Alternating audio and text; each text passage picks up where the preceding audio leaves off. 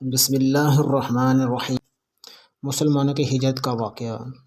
شروع میں مکہ کے کفار رسول اللہ صلی اللہ علیہ وسلم اور ان کے اصحاب پر سخت ظلم و ستم ڈالا۔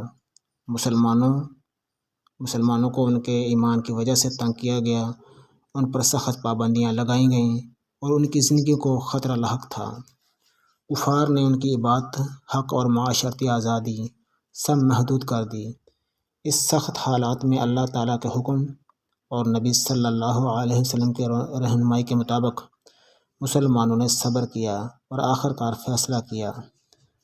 نبی صلی اللہ علیہ وسلم اور آپ کے اصحاب نے مدینہ کی طرف ہجرت کی تاکہ دین کی حفاظت ہو اور وہ آزادانہ طور پر اللہ تعالیٰ کی عبادت کر سکیں۔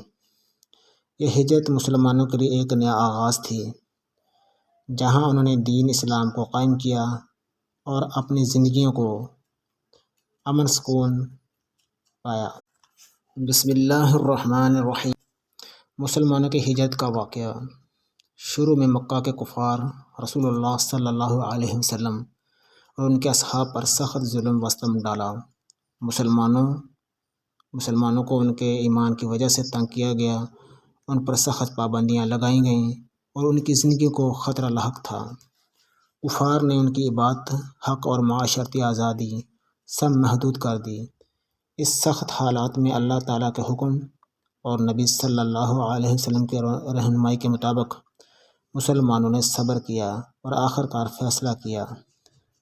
نبی صلی اللہ علیہ وسلم اور آپ کے اصحاب نے مدینہ کی طرف ہجرت کی تاکہ دین کی حفاظت ہو اور وہ آزادانہ طور پر اللہ تعالیٰ کی عبادت کر سکیں۔ یہ ہجرت مسلمانوں کے لیے ایک نیا آغاز تھی، جہاں انہوں نے دین اسلام کو قائم کیا اور اپنی زندگیوں کو امن سکون پایا۔